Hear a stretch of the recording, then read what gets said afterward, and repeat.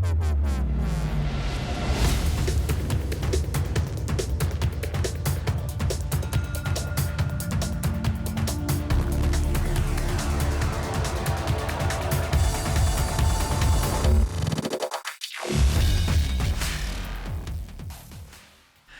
evening, Mr. Daena. The Electric Honk podcast number 11. We're are here. live. We are back. We are back with a bang. Back in bee's knees. Dude. You poured me a limoncello. Limoncello. Well, cheers for that. Cheers, everyone. Cheers. Podcast 11. Limoncello. The title of this podcast is Birds of a Feather. That was a good start, wasn't it? Birds flavor. Birds of a feather rock together, and that's in reference to? That is an old saying, birds of a feather flock together, which means the same sort of people hang around or tend to congregate together. And that is, we're kind of referencing the Tories, aren't we?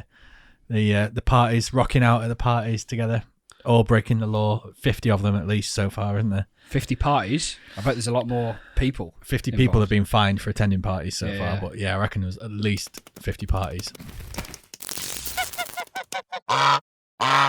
What have you been up to, Salmon?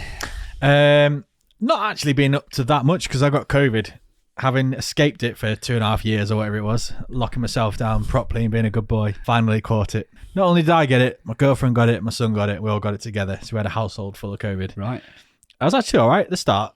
First couple of days when I found out, just had like 2 days of feeling rough, like headache. How do you tiredness. test a baby for COVID? Because you the can't just normal ram way. a swab up the nose, can you? Yeah, you can. Really? That's all you got to do. Yeah, you can. You can. They love it, actually. The nurse who rang us and asked, do you mind if we test him? And we were like, yeah, go ahead. We don't want to do it. And it came back positive. So then we tested each other and we were all positive as well. So Shit. Well, you're all better now, though. yeah, all better, yeah. Cool. And it never actually got so bad. Apparently this latest strain is quite easy to handle. Child's play, mate. It is, isn't it? It's like a mild flu. Yeah, the UK just doesn't seem to give much of a fuck about COVID anymore, do they? No. It's funny how No things one knows just blow what it is. over, innit? Yeah.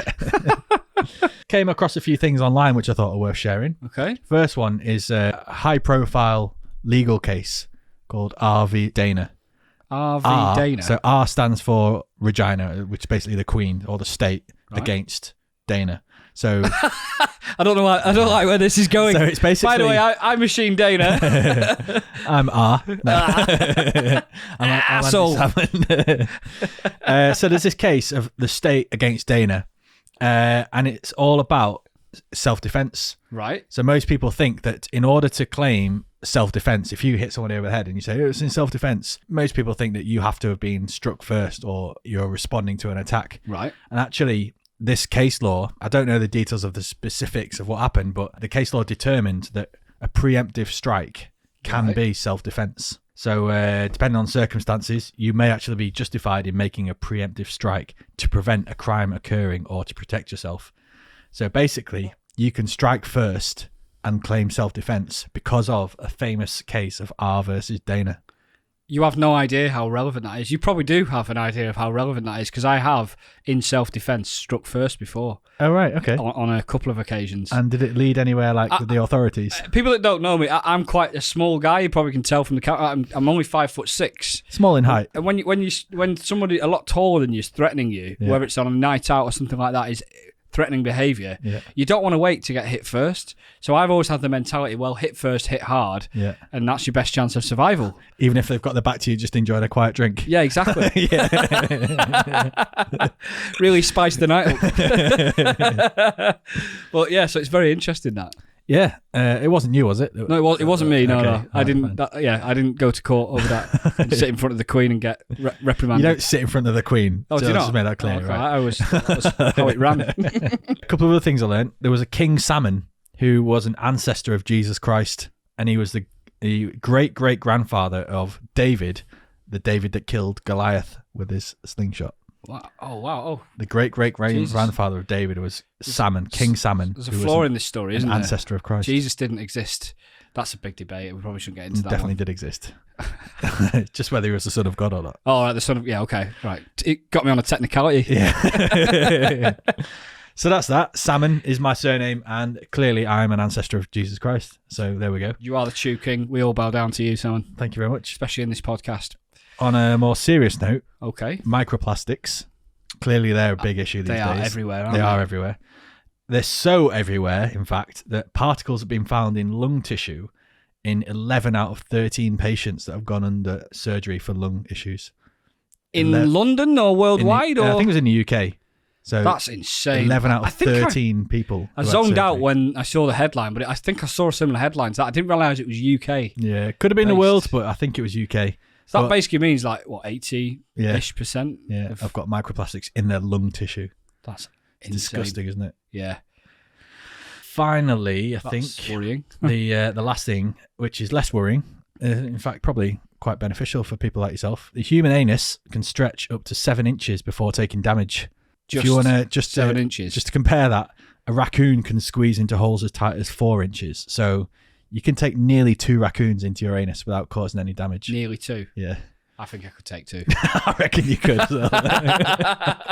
I've been practicing. I did wonder what that raccoon was downstairs. The 2 pet raccoons. Smell a bit like shit. Oh my God. Well, so there we are. I haven't had COVID, but I have been trying to ram raccoons away. We've learned that now, yeah. By the way, we are filming this live on Twitch right now at twitch.tv/electric_honk. And we're going to be putting this out on Facebook if you want the recorded, trimmed down version. We're also going to be putting this on Spotify, YouTube. Audible, YouTube.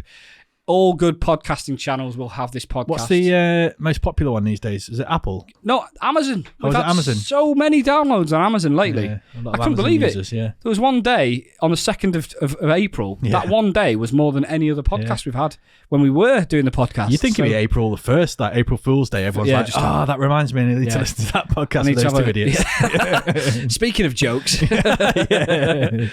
But yeah, I've not been up to much, mainly the baby stuff. Baby's come along now. My missus will be hopefully having a little girl on the 22nd of July, so we've got about another 2 months of freedom, I would say. Exciting times. This could potentially, just as a warning to the listeners, this could potentially turn into a parenting podcast.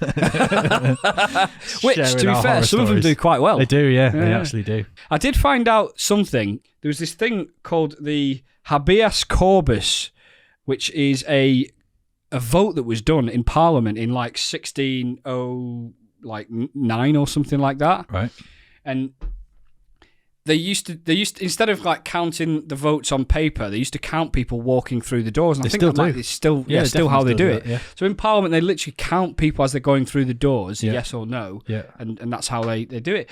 Well, as a joke one time when it was over a human rights vote. Right. A fat person walked through, and they, as a joke, counted him as 10. What? And they didn't notice. They didn't notice. So and then it passed by a margin of less than 10. So it actually meaningfully made a difference.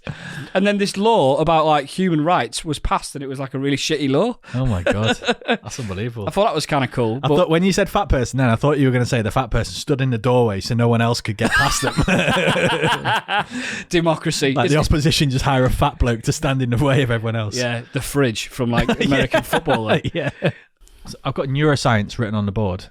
Okay. It's a bit of a serious one, this. I'll try and run through it quickly just so everyone gets a gist rather than going deep into it. But basically, neuroscientists have recorded the activity of a dying human brain for the first time. So they've discovered the rhythmic brainwave patterns around the time of death. And they've discovered that your brain patterns as you are literally dying are the same as when you're dreaming or recalling nice memories or meditating. Wow. So what they're concluding is that in those last few seconds when your brain is switching off, that common theory where your life flashes before your eyes could actually be true. It could be true, but not only that, but it's your nice moments. Pleasant ones. Yeah. Wow. So all of your favorite memories flash through your brain just as you're about to die. Wow. Which is pretty awesome, isn't it? It's pretty good. And that also backs up tests that they've done on rats, which suggested that in the first place. And the reason they had this was by pure accident, because somebody was wired up with all their brain monitoring stuff. And they had a really serious stroke or heart attack or something. I'm sorry, but what dreams are rats having? I don't know. Well, I don't know how they did that. Oh, that was great cheese. It's probably just the same parts of the brain as humans that process nice thoughts. I don't know. But it's pretty awesome to think that in your last moments of your life, the part of your brain which processes nice memories and meditation and that sort of thing is what's active. And if you have lost anyone recently, it's a pretty comforting thing to know, isn't it? It is, yeah. But it doesn't make me feel any better about the prospect of dying, to be honest. No, I think it's more about the people you've lost when you're still alive. You know, you think to yourself, oh, I hope they didn't die, like feeling sad or alone and stuff. And actually, when they die, that's moments. So they have a nice little flash. Let's get pissed. What's on top shelf? Top shelf, right. It's going to be a quick one this today.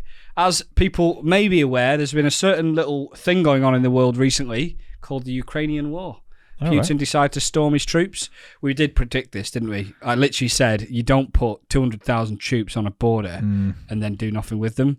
Yeah. So we've not been able to really cover it much, and we probably won't be covering it too much in this podcast. No. It's kind of like... I've got quite a little thing to say on that, if you want me to say it while you're opening the bottle. Yeah, feel free. I've actually switched off from the Ukrainian war news. Have you? Yeah, I found that it's not particularly helpful to follow every headline that comes out. And I think, generally speaking, that's a good approach to take with something like the Ukraine war, which has dragged on for well over a month, like a month and a half. Yeah. And you don't need to know everybody's opinion on every small advancement or like a little effect that's gone on in one certain town. No. And actually, as long as you're kept up to date with roughly what's happening, I think it's better for everybody's mental health and well-being to actually not get so bogged down in whatever they call like doom scrolling, a thing where you just doom scrolling constantly. The thing is about that is it can change so much in a matter of hours as well. So something that you read at 8 o'clock in the morning, by 10 o'clock in the morning could be totally different. Yeah.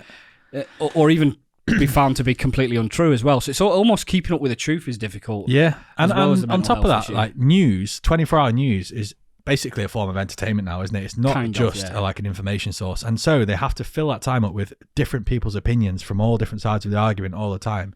And a lot of it is worthless opinion that you don't need to know this person's opinion on this subject. So what's the point in spending time listening to it, either getting riled up by it or getting disappointed by it, or, you know, even if you agree with it, it's just pointless. As long as you know roughly what's going on in the world, and that's all you need to know. Just listen to this podcast, I think. Exactly. Yeah, we'll update you. We will cover more of the Ukrainian war in bits and pieces as it kind of progresses, but because we've not been podcasting for about 6-8 weeks now, we've probably missed the bulk of it, and it wouldn't be worth us doing it at this point. So anyway, on to top shelf. So we've got the big question mark here. Top shelf. If you didn't know what top shelf is, you're just tuning in now. Every single podcast we will review a drink, and the idea is it might be something that you either find in the pub or you might want to just buy or something like that, a bit unique to expand your alcohol knowledge. So 2 beers. Nice. United for Ukraine, which is a Brewdog special brew for charity. Yeah. All of the proceeds from these United for Ukraine beers do go to Ukraine. Fantastic. For help in the war. So there's yours. Oh, that's awesome, mate. Thank you very much. These are from Brewdog. I have to admit, I did get a pack of 12 and I've cracked through most of these. Yeah, nice one, so there you go. Top shelf. Fair play to Brewdog for doing this, because they're quite good at doing little charity events. And I bought one where they did one called Street Dog, and all of the profits for that little campaign went to homeless dogs that they've been rescued. Yeah, they are good for that. Props to Brewdog for that. So well done. This is not a sponsored segment, but Brew Goose. We like charity. Yeah. So cheers, mate. You were going to drink it then, weren't you? Cheers, MachineDaena,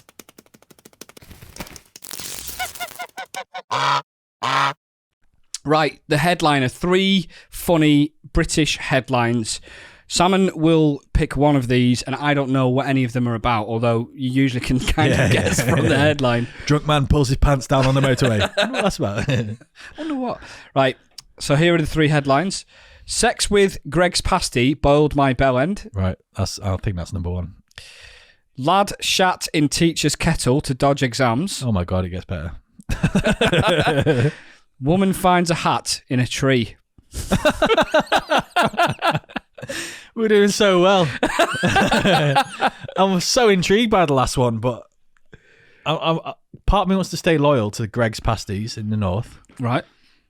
But my heart says go with the poo in a kettle. The poo in the kettle, right. Lad shat in teacher's kettle to dodge exams. School forced to close for health and safety reasons. Exams were thrown into chaos when a school had to be evacuated after a pupil... I stand corrected. After a pupil plopped in the teacher's tea break kettle. Mason Prendergast, wow, great name, 16, loosed his useful bowels into the kettle after sneaking into the staff room before classes. The work-shy father of two's vile act was discovered. Wait, the work-shy father of two? At 16. 16? What? Jesus Christ. When the head of languages went to make a cup of chamomile. Oh, my God. For her nerves. I can't get through this, mate. Oh my God. And unwittingly heated Prendergast stools to boiling point. My word. Oh my God. Imagine that. And this is in quote marks, a level 5 contamination emergency was declared at the school, which cannot be named for legal reasons, but they named him. And the site was evacuated for the rest of the day while a council team cleaned it up. 3 exams were cancelled, will have to be rescheduled for discussion with the exam board. Prendergast was identified as the culprit when he boasted of his wickedness on social media. I always say, if you're going to shit in a kettle, don't put it on Twitter. Well, it's a well-known saying, that, isn't it? If you're going to shit in a kettle, don't put it on social media. There you go. What an absolute legend. What was his name? Adam Prendergast. Mason Prendergast, the father of 2, kettle shitter. Forever in our thoughts. What year was that article? It's gone now. Okay. It looked like it was about 10 years ago. I'd be interested to see what he's up to these days. Ooh, hello. Bit of homework for you. Yeah. We'll invite him on the pod one day. Oh, God, I love that. First special guest, Mason Prendergast, the kettle shitter. Right. So recently we've got Boris Johnson and Rishi Sunak. I'm going to need a beer for this. Both being identified as 2 of the culprits that broke lockdown rules, attended illegal gatherings, and were both fined £50 lockdown fees, which means they've broken the criminal law. That, in my mind, makes them criminals. Strictly speaking, they don't have a criminal record because laws get divided up into recordable offences. Fixed penalty is a non-recordable, isn't it? That's right, yeah. Okay. So they don't have a criminal record as such, but they did break a criminal. They did commit a criminal offence. I mean, they were breaking their own laws that they set and were actively setting at that point in time. Precisely. Which makes it absolutely unforgivably scandalous. Yeah, because I have heard 1 or 2 people saying, but the laws were like pretty vague at the time or a bit confusing. Like, he was the one stood up on a flipping podium telling us what's right and what's wrong. Not only that, but it was like, they were like chants, weren't they? They were almost like droned into us like time after time. If they didn't know, this is the thing that bugged me about Boris coming out and saying he wasn't sure and he didn't know that he was breaking the rules, and he stopped short of saying the rules were confusing, because he knows that then makes him look like a total idiot, as if that would be even possible to do that even further than he already has. But he has tried to lead the public opinion to take that view, which is probably why I've heard 1 or 2 people saying, but they were confusing the rules. They didn't make a lot of sense. It shouldn't have been confusing for them. No. It should have been absolutely like as clear as day for those guys. I mean, how hard is it to be a prime minister of a country and not break the law? Like, that's all you have to do. Just don't break the law. Yeah. It's like the minimum standard, isn't it? But he's holding on, isn't he? And Sunak. I don't know how he does it. Sunak's gone from being the golden boy of politics at the start of lockdown to being nobody. I think he's had the biggest drop in, what do they call it? Like approval rating points ever of like any chancellor or even like senior figure in politics ever. Yeah. It doesn't surprise me because he was so popular, but I don't really think there's a lot of substance to that popularity. It's just that he was such a good speaker. He presents himself really well. He talks well, and he comes across as quite trustworthy. You think, I like this guy. But I don't think he had any substance, or he hadn't really had a chance to talk about his political views and things like that. Yeah. And then the latest sort of like budget announcement, which essentially screwed over loads of the poorer end of society. I think that pretty much showed his true colours, I suppose. It's very easy to be popular when you're giving people money, isn't it? Yeah. Yeah, exactly. And you'd imagine that any chancellor during COVID would have gone down the furlough route and keeping businesses going. Yeah. So any chancellor, whatever their political views, would have been popular at that point. Yeah. It's just that Rishi Sunak was also very good at delivering that message and coming across as a likeable guy. Fuel price going up, petrol prices going up, retail, clothes, food, everything's going up. Yeah. If you're at that very bottom end of society, and this is probably the only thing I'm going to say about it, because I could go on for hours. We could have a whole podcast special about this. Yeah. In the pond, maybe. Yeah, maybe, yeah. But I just think it's absolutely disgraceful that the bottom end of society in terms of earnings are not being helped a lot more than they are. In fact, they're basically not being helped at all. Yeah. They could be left to rot, aren't they, really? Yeah, yeah. People are turning off the heating and not being able to heat their houses and genuinely picking between eating and heating. So I did make a few notes of some of the advice that came out about people that can't afford heating. Well, I think one of the energy company directors came out and suggested people do star jumps in the living room to keep warm.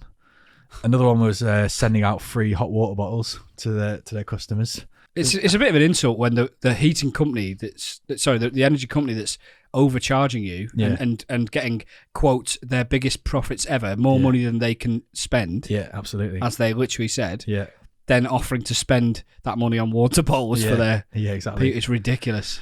And then I think the last one was Martin Lewis, who's a UK sort of like financial advice guru. He's been very good, hasn't he, through this? His latest advice, and he was deadly serious of this, was to heat the human, not the house. So make sure if you can't afford to heat your house, make sure you focus on heating yourself, like wrapping up with warmer clothes or maybe even like a hot water bottle or something like that. Yeah. Protect yourself and don't worry so much about the whole house being warm. And when that sort of advice is being given out to people in a first world top, G8 country, G7 country, it's scary. Yeah, and it's not like everybody's in the same position, because like we just said, the owners of these companies and the rich millionaire corporation owners are raking it in. Yeah. So yeah. It's ridiculous. I thought that the 5p fuel thing was just a bit of an insult as well. When they're already taking something like 52% of the revenues of said fuel at the pump, most of it goes to the government. The majority of it goes to the government. Yeah. To then offer 5 pence, which would have worked out at like 2-3% of the cost. It's embarrassing. It is embarrassing. And a lot of people are saying, like, now we've got Brexit through and the UK can make its own laws, we should be free to actually reduce these and actually help out our customers a lot more. But France, who are one of the biggest leading countries in the EU, they capped the energy price rise at 3% or 2% or something like that to protect the citizens from having the same situation that we're in. Yeah. Well, yeah, the Rwanda thing. So what's the... That's just come out today, has it? Today, hot off the press. Mm. Yeah. So any illegal immigrants that make it to the UK, usually via a little boat across the channel from France. Yeah, many of whom don't make it. Many people die in that journey. Yeah, and we can get into them being in such a situation that they are literally putting their life on the line on a dinghy that could sink at any point. If you get caught coming to the UK now illegally across the channel, is it applied from today or is it due? I've got the impression it was from today, but right. I don't know. You will now be. You now may be deported to refugees. Rwanda. This is. Yeah, illegal immigrants / refugees. Yes, I don't think they differentiate, to be honest. They're going to backdate it as well to the 1st of January. So if you've arrived illegally into the country since the 1st of January, you could be deported to Rwanda. Now, my geography isn't very good, but we looked up where exactly in Africa Rwanda is. It's in the very centre, isn't it? It's like the belly button of Africa. If you can imagine the location of a belly button on you. So yes, it's kind of slightly off-centre belly button, but yeah, slightly off. Thanks for that, mate. Maybe I told you my geography wasn't good. Well, it's so random to send people that have already potentially had this huge long trip to cross the channel, put their lives at risk, potentially genuine refugees, then jump on a 10-hour flight to Rwanda. Yeah. Completely different culture to what they're expecting to get. Yeah. There's probably reservations and carting your family around even further. I just think it's a little bit crazy. I do see some of the rationale in some ways, because when it was being explained, the way that Boris Johnson explained it was that the system is getting a little bit abused by essentially people that have come through countries that they could have been refugees in, for example, France, Germany, and so on, and have chosen to come to the UK, which, fine. If it's people that really genuinely need it, then fair enough. But if it's people that are really just coming for a lifestyle change, potentially abusing the system, and that's in itself not necessarily that bad, but when they're potentially taking the place of someone that genuinely does need it, like a refugee or like a war displaced through war, that's then where it becomes a problem. Yeah. So this is meant to be a deterrent, I think, to people that are thinking of doing that and abusing the system. Yeah, I wonder how many people are actually in that situation, really. I think most people who make the effort to come here as asylum seekers and refugees got to be coming from somewhere that they're really not happy with, whether it's Iran or Syria or something like that, and they're like, you'd think they so. may be a middle-aged healthy guy who turn up with a smartphone, and you could argue, why didn't you stop in Turkey or Italy instead of coming all the way here? But maybe his second language is English, or why should you have to stop in the first country that you come across to? If you're fleeing a country that is unsafe and not a nice place to raise your family, it shouldn't really matter, should it? Whether you're going into the first, second, third country, really. Yeah, it shouldn't. Well, they were quick to point out that I think it was something like 70% of the refugees that come to the UK are males between the ages of 30 and 40, or a huge percentage of them. Yeah, which makes you. The rationale is that they're supposed to be freeing up capacity for women and children, which I don't know if I really agree with that, because they're still refugees regardless of how you look at it. Okay, you would always want to put women and children first, of course, but a lot of these are like families or communities of people that have chosen to come across the channel together and literally put their lives at risk. So whether you're 30-year-old male or a 6-year-old child or a 40-year-old female, I don't really see why the differentiation there is relevant. Yeah, same. And I don't really get the economic argument as well, because they say, to put all these refugees up in hotels is a huge expense to the taxpayer and things like that. But as we touched on, when we discussed the heating crisis and things, there was a lot of money being splashed around where they went to. All the COVID PPE contracts that they bought for like materials that didn't even work, and billions and billions are wasted. So it's a political choice where the money goes. And if you're saying that you can't afford to spend taxpayers' money on putting refugees in hotels or little camps, then that's a choice. It's not a fact. It's a decision that's made by the government. I mean, but they say that hotels are expensive to the taxpayer, but to be fair, flights to Rwanda are incredibly cheap at the moment. Are they? Yeah, like $2.99 Ryanair or something? £2.99 return flight Ryanair, and you even get a meal on board. So I do see the government's point of view there. Yeah, it fair is enough. much cheaper to charter a private flight to Rwanda than just put them up in a cheap Airbnb. Yeah, fine. Okay, point made. What I will say though is the timing of this. Immigration has been an issue in the UK for a long time. It's one of the driving factors that caused Brexit. Now they've announced this the day after pretty much, that Boris Johnson was found guilty of committing a criminal offence. So it's like he's trying to get the support back from that same cohort of people. Yeah, it's like, all right, he may have attended a party, but look what he's doing. He's stopping all the immigrants coming over, and we want him. Ridiculous. And they were very specific to mention that it was the Brexit situation that's allowed them to implement this policy. Absolutely, yeah. So it does make me think that maybe they're going to try and the same kind of tactics this time round for the general election. Yeah.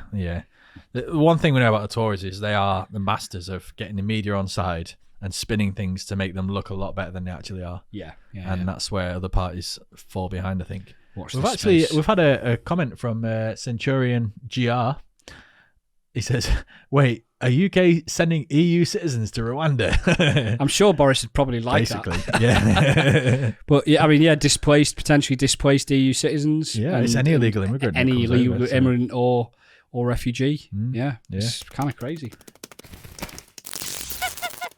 We've got Just Stop Oil. No, I don't know about this. So they are a new group of environmental activists.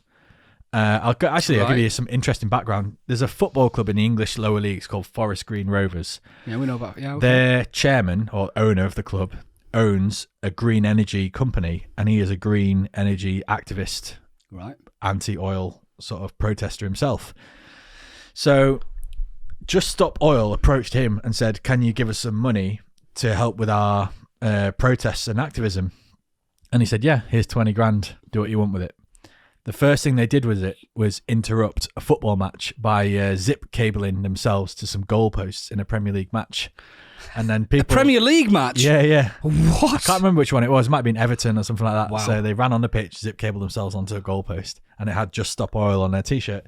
Now, a lot of people in the UK doesn't seem like it would have cost... I mean, cable ties from B&Q are about £4. Someone's fiddling the books there. I guess they're doing a few more things. But anyway, he was then interviewed on sports radio saying, you own a football club and you're basically paying for people to interrupt the business of football. Yeah. And he's saying, well, actually, I just gave them the money to do whatever they want to do. And I find it quite funny and a bit ironic that they're interrupting football matches. But it's getting the message out there. It's got me on the radio talking about it. It's got them in the news every day. So it's great. So that's the history. They're now on the news a little bit more. And it's quite common with these activists that they're usually really poorly media trained. And they go on the news and they embarrass themselves and everyone turns against them. Anyway, this fairly young lady... quite articulate. She went on the news and she was challenged by Richard Madeley of Good Morning Britain. Yep. It basically was like a scene out of the Netflix film Don't Look Up. So she's on the news, like begging the world, saying, "It's scientific. Like it's going to happen. We are destroying the world. We haven't got long left to stop what we're doing.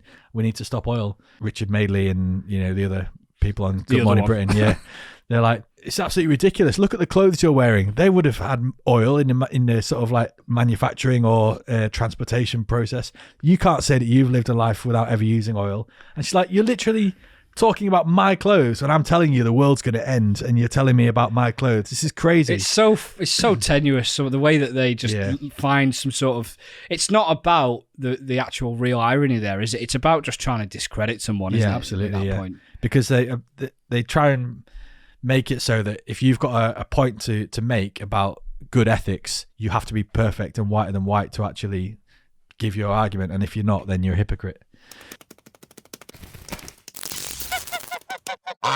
Hopefully some listeners will have seen recently r/Reddit. So it's a subreddit called r/place. Okay. And this was where you could place a single pixel every 5 minutes on a huge canvas. Everyone in the world could do this. Yeah. Really, really cool concept. And basically you had all kinds of communities coming together and they were like planning to make bits of art, and then you'd get streamers coming in destroying art live and getting their viewers to all just like put black everywhere and stuff like that. And it was all free.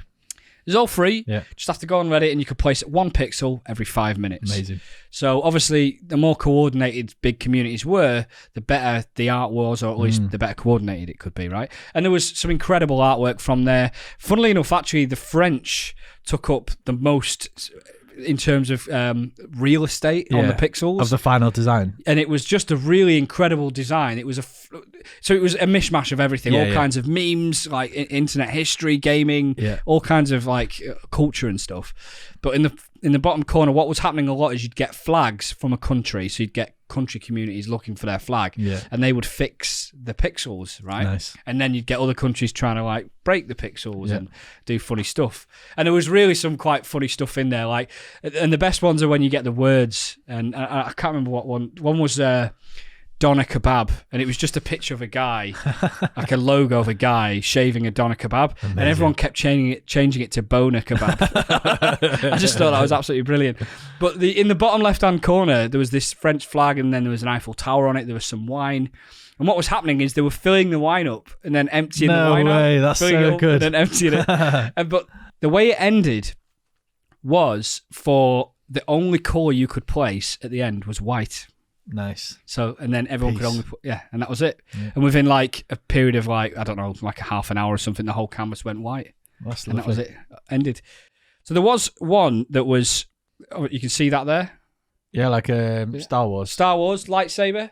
And incidentally, there was a really cool poster for Star Wars that was made. A streamer came in, put his logo over this incredible poster that was made. It was like the most detailed piece on the whole thing. Yeah. And then after he'd pissed off and turned his stream off, they rebuilt it. That's the Star Wars poster. And then that was built. But if you zoom in to a section just above, that's what you get at the bottom. Oh, geese. Oh, my God. How Geese with good is that? lightsabers. That's Geese. incredible. Geese with lightsabers. That wasn't your community, was it? That wasn't my community, but I like to think it was the electric honk community. Yeah, it was, yeah. So if you zoom in just above the lightsabers, there's like a cohort of geese, and actually I think there's a duck there as well, spectating them, having a lightsaber fight. That is incredible.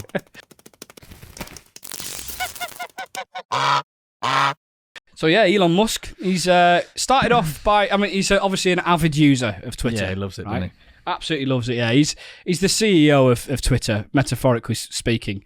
He nearly became the actual CEO of Twitter this week, and he still might. Yeah. Yeah, I think back end of last week, he announced that he bought 9.1 or 9.2% of Twitter, which makes him the majority shareholder over Jack Dorsey. Jack Dorsey's the founder of Twitter. The share price was tracking at something like 30 to 40, and then it moved up to, I think at one point, maybe as high as like 45, 50 or something like that. But Twitter has been struggling for years, the share price. They're really not on the same level as like Facebook in terms of how they've been able to monetize the platform. Yeah. But Elon Musk is an avid user. He's always putting memes up. There's been famous cases where the SEC have sued him because he's put tweets out that have affected the share price of Tesla. And so on and so forth. So there's been a bit of controversy around it. He's got something like 90 million people that follow him on Twitter.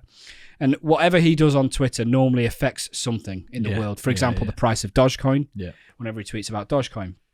So, all this considered. But Elon Musk and his various agendas to populate Mars, you need infrastructure on Mars. A big part of that's going to be free speech, freedom of speech. He is like an absolutist when it comes to freedom of speech. And he thinks that, so if you remember recently, he did a poll. The poll was, should he sell some of his shares in Tesla? People voted yes, so he sold like 10 billion quid's worth of his shares, which he then used to pay the largest tax bill ever in history, which we covered on a previous podcast, right? Well, this time he did about a week ago, he did a tweet. It was along the lines of, is Twitter truly freedom of speech? And basically, overwhelmingly, people said no, it was not a good enough tool for freedom of speech. Now, what little did people know, by this point, he had already bought his shares. He'd just not announced it.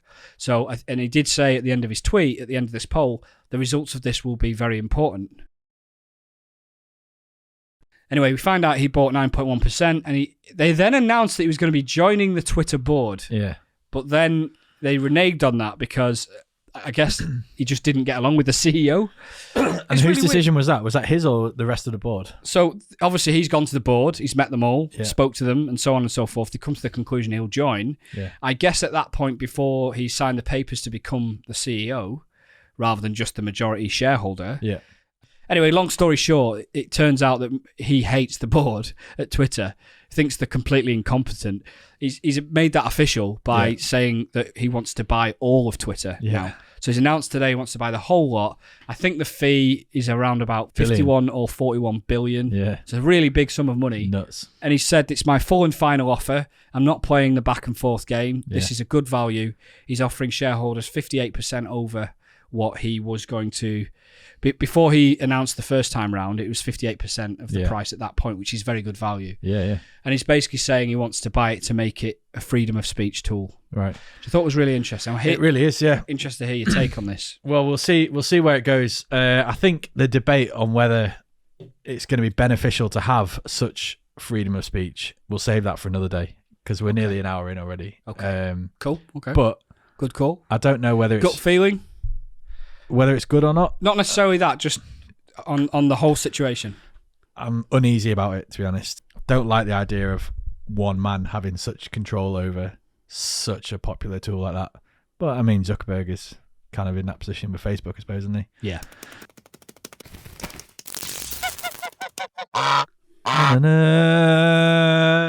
Gooseman.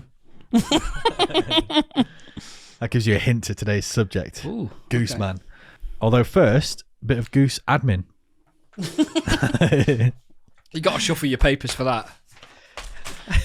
Here we go. Nottingham's famous Goose Fair, Nottingham in England. Nottingham's famous Goose Fair will be going ahead this year. And it will be double the fun. The annual event has been postponed for 2 years due to the pandemic. And it will be held over 10 days instead of the usual 5, making it the longest in the 700-year-old fair's history. It will take place at the Forest Recreation Ground between September the 30th to the 9th of October. The bumper event is designed to spread out the estimated 450,000 people that it will attract and bring in more money to the show many missed out in 2020 and 2021. That's ambitious. 500,000, 450,000. Jesus. Yeah. Over 10 days, but usually over 5 days. Right. So we're going to go to Nottingham Goose Fair. Nottingham's only like an hour and a half away. I'm down, yeah. Decent. Okay. So September the 30th to October 9th, Nottingham Goose Fair. Be there or be square. It's hip to be square. Here's the news. So Gooseman, this is taken from Washington College student newspaper called The Elm. Right. I'm going to read out the article. A new hero took the Washington College campus by storm, known as Gooseman. He has slowly but surely goaded Washington College students into blind adoration with his tragic origin story. A tale of woe featuring a radioactive goose, an untimely bite, and a sudden ability to honk and flap at short distances. The new vigilante made his presence known with his feather-coated spandex and penchant for stealing greens from the dining hall without so much as an ID swipe. Clearly, Gooseman has gained a circle of sycophants within only a few weeks of his arrival. In fact, multiple organisations have already sprung up in response to the newfound goose craze that is sweeping the college. According to the statement... Wait, Washington, can I just Washington College is in like... In the UK, is it? Or no, America, yeah. Right, okay. American so college. gone from Nottingham to America. Right. yeah. I mean, Goose News is worldwide. Okay. We know that. According to a statement from the Student Government Association, multiple fan clubs have already been shut down due to erratic support. Their statement read, "We must caution students to be careful when associating with this masked vigilante, as we do not know his identity and there is only so much the administration can do to protect students from unknown intentions. It's clear from student reactions that the vigilante poses a dangerous threat to the norms of our campus, not just because of the lack of concern of safety and his hideous costume, but his refusal to share his identity. No possible hints regarding the man behind the mask have come forward. Many wonder if it's a student or a faculty member, but this reporter questions whether it's even a member of the community at all." There we go. Well, there's a film, isn't there, where is it called Superhero or Hitman or something like that? There is a real life Gooseman in Washington College. Oh wait, I wish someone did that in the UK. I know, yeah. Salmon. Hint, hint. Honk, honk.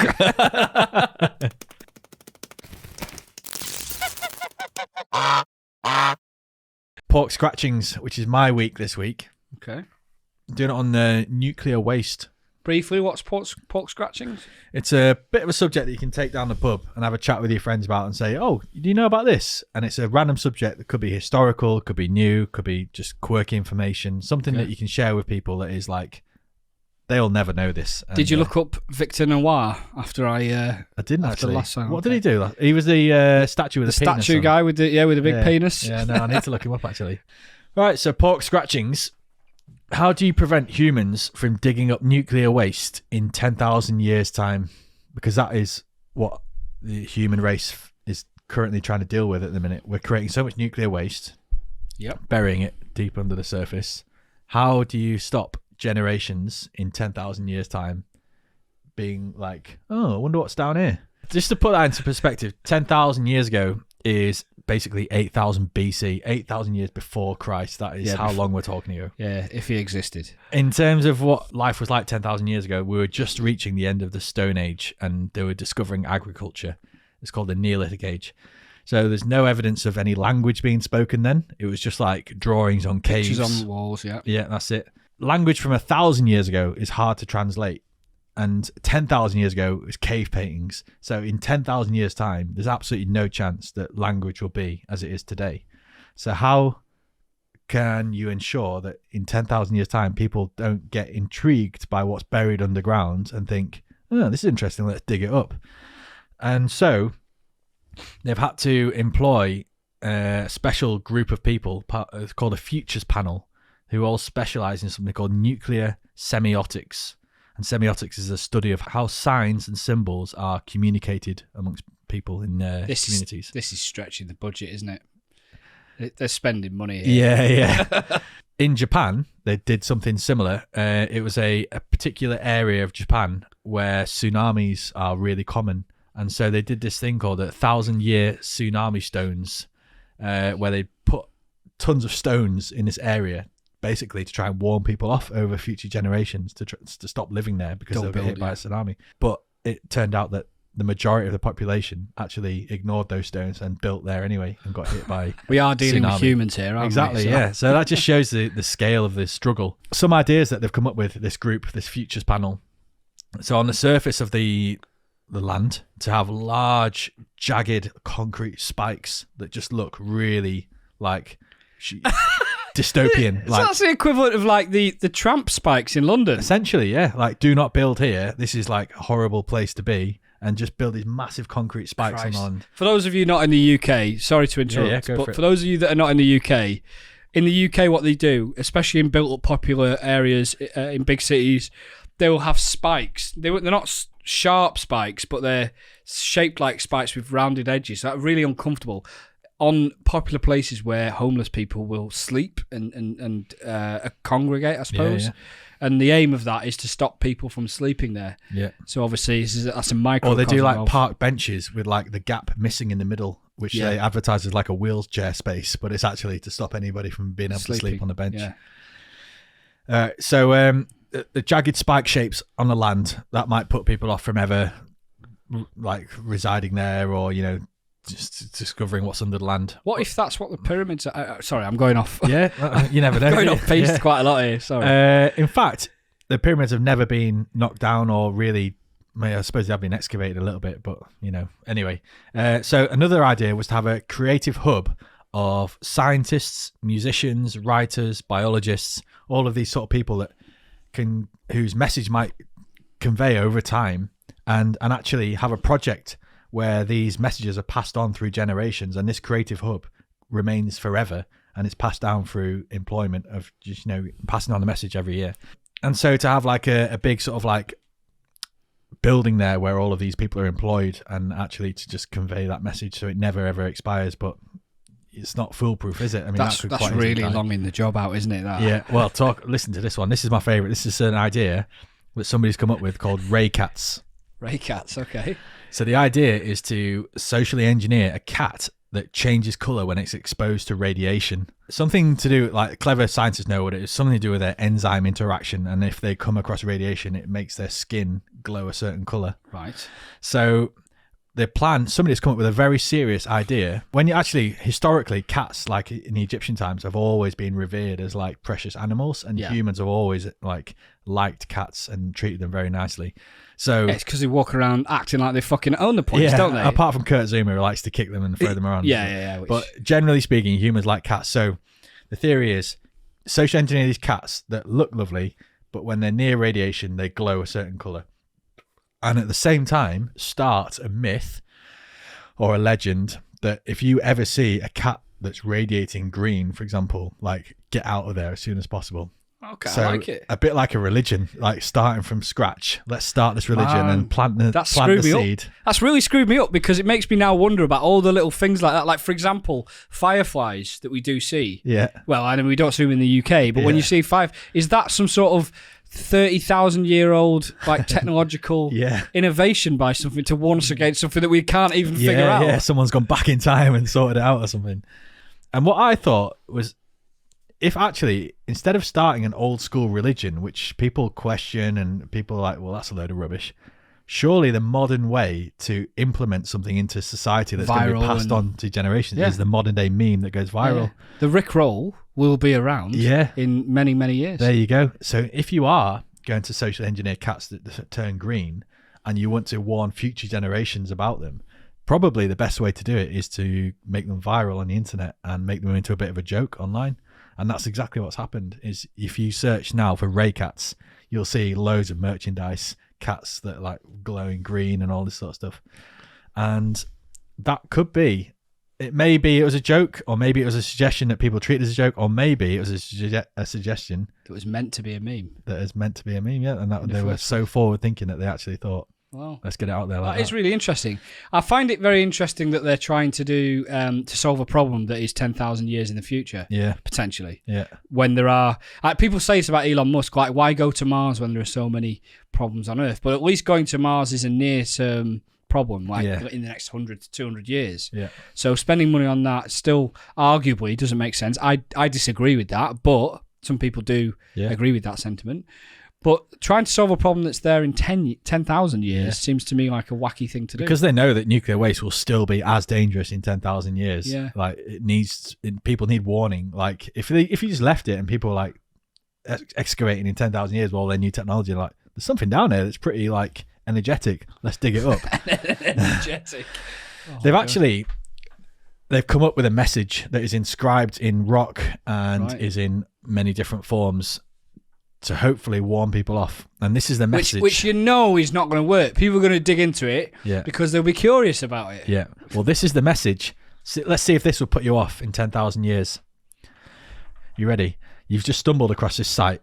Right, yeah. 10,000 years in the future. You're like, what the hell is under? Oh, here's a message. Let's read it out. Presuming you can translate it. This place is a message and part of a system of messages. Pay attention to it. Sending this message was important to us. We considered ourselves to be a powerful culture. This place is not a place of honor. Well, yeah, you're talking 10,000 years in the future. This place is not a place of honor. No highly esteemed deed is commemorated here. Nothing valued is here. What is here is dangerous and repulsive to us. This is a message, a warning about danger. The danger is in a particular location. It increases towards the center. The center of danger is here, of a particular size and shape, and below us. The danger is still present in your time as it was in ours. The danger is to the body and it can kill. The form of the danger is an emanation of energy. The danger is unleashed only if you substantially disturb this place physically. This place is best shunned and left uninhabited. How are they expecting them to understand the word shunned? And also, like, it's like they're genuinely trying to entice them to dig further. I just wanted the more and more I heard, the more I wanted to get that goodnessy fucking radioactivity, rub it on my body. Bit of football related news. We've had the World Cup draw. England are in a group with, do you remember? We've got quite an easy group. We've got Iran, USA, and then either Wales or Scotland or Ukraine, which I think out of those three is pretty cool. I'd like to have Ukraine in there. Would you? Ukraine caused us problems last time, though, didn't they? Yeah, they're not a bad team. Good. Yeah. I think I would prefer Wales or Scotland. Yeah. Probably Scotland because that level of hatred is there. Yeah, but the problem is I think Wales have put up a better fight. I think the games against Wales will be better. Yeah. We will just roll Scotland, I think. So, yeah, the World Cup will be good. Champions League. Liverpool are through after an exciting 2 legs against Benfica. Villarreal in the semi-finals. Yeah.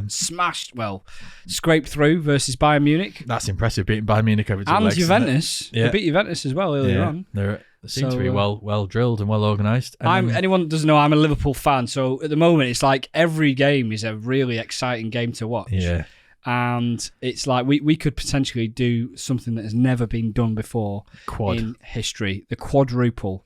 So all 3 domestic cups, the FA Cup, the Carabao Cup, which is the League Cup, and also the Premier League. Yeah. Did I say Premier League twice? You said domestic cups. So FA Cup, League Cup, Premier League, and also a European Cup, which happens to be the Premier Cup, which is the Champions League. The number 1 European Cup. Champions League. Yeah. Exactly. I probably used the wrong word there. 4 trophies in a single season, never been done before. The closest was United with the treble, but they didn't get the, was it the FA Cup? They didn't get that year. So yeah, I'm very excited. It's going to be amazing. Man City versus Liverpool. Is it the best rivalry in football ever? I don't think so. I think it's probably the most friendly rivalry in football ever. Like, there's so much respect between the 2 teams. It's a shame. Like, I like the rivalries where there's hatred, like Wenger versus Ferguson, the Arsenal v Man United, or Liverpool v Man United. In fact, Man United seems to have most of the hatred rivalries, like Leeds v Man United. But all of these proper rivalries tend to stem from like a dislike of each other, whereas City and Liverpool are both like so good. They bring out the best in each other, they really do, yeah. And I don't like to call it a rivalry for that reason, because it's kind of like, yeah, fair play, they're a good team and they deserve it. But is that not a sign of a modern appreciation of good football, don't you think? It is, but it's not as entertaining as a sort of a rivalry based on hatred. So I don't think it'll ever be the best rivalry because it's too respectful. I can't see the current footballing landscape in terms of the top teams changing much in the next 1 to 2 years at least. Yeah, I can't either. It depends if Klopp and Pep ever decide to leave, because there's always rumours of them reaching the end of their sort of tenure at either club. So, as Man United are finding out, it's quite difficult to find another good manager out there. Yeah. And if Pep left City at the end of the season, or if Klopp left Liverpool, there's no obvious candidates. Maybe for Liverpool, it might be Gerrard, because he's doing quite a good job at Villa, but it's there's no obvious candidates out there, is there? So, certainly not for City, I don't think. Especially when Pep Guardiola... I actually did a job interview at Man City for quite a senior position that was reporting to the director of football. Yeah. So my boss would have been one of the top 20 people in Man City. Yeah. And having toured it and understood it and had to go through multiple rounds of interviews and presentations I had to do, I actually got quite a good affinity towards Man City. Yeah. But what I did come to understand is that Pep Guardiola, and I think a lot of people now know this anyway, but he really has ingrained not just like a style of football, but a complete culture within the whole club from top to bottom. The women's, the under-18s, everything. He's a genius, isn't he? Yeah, it is. And actually, Xavi, who's now the Barcelona boss, Pep Guardiola's old team, he is seen as the next Pep Guardiola. And Barcelona were struggling for a long time recently, and Xavi's recently just become their boss, and their form has taken a massive upturn. Turn it around, doesn't he? Yeah. So he's probably the next great manager, but he won't leave Barcelona, I don't think. No, I can't see it. Tyson Fury fight. Fight, yeah, that'll be interesting. He's going to smash him, isn't he? Yeah, I don't think it's that particularly interesting. He's expected to win. He probably will win. Yeah, it's more about like he's in good shape. It's more about if he'll ever fight Anthony Joshua, isn't it? And yeah, I think so at this point. Yeah, I think it's the Man City v Liverpool FA Cup semi-final on Saturday. Right. 3:30 predictions. I will just say this: Liverpool had 7 changes last night when we played Benfica in the second leg, 3-3, and we didn't start Van Dijk, we didn't start Robertson. Yeah, they'll be fresh. Trent, and a number that Salah didn't start. City had a tough game. 2 changes. Yeah, and they kicked got an injury. Yeah. To De Bruyne. And Walker went off injured as well. Kyle Walker's the main one, yeah. So, I'm going to go, only because I'm always wrong, I'm going to go for a Liverpool win.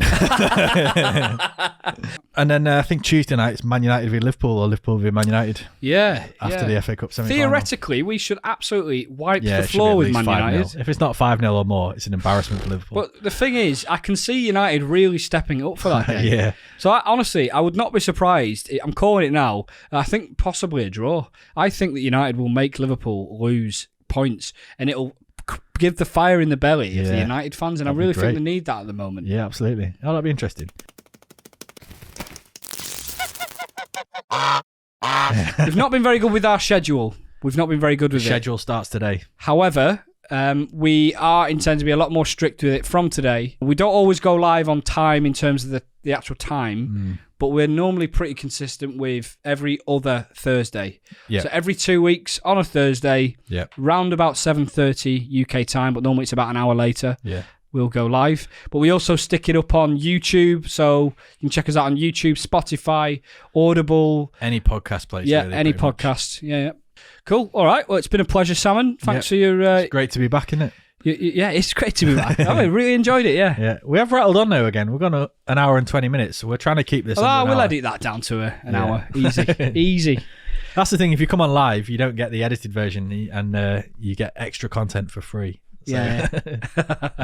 All right. Thanks a lot for watching, anyone that's listening on YouTube, Spotify, Audible, Deezer, some other weird links that you might find somewhere. A big shout out to the Amazon community that are listening to us as well. Absolutely propping us up. Yeah. Good night, all right. lads. See you later.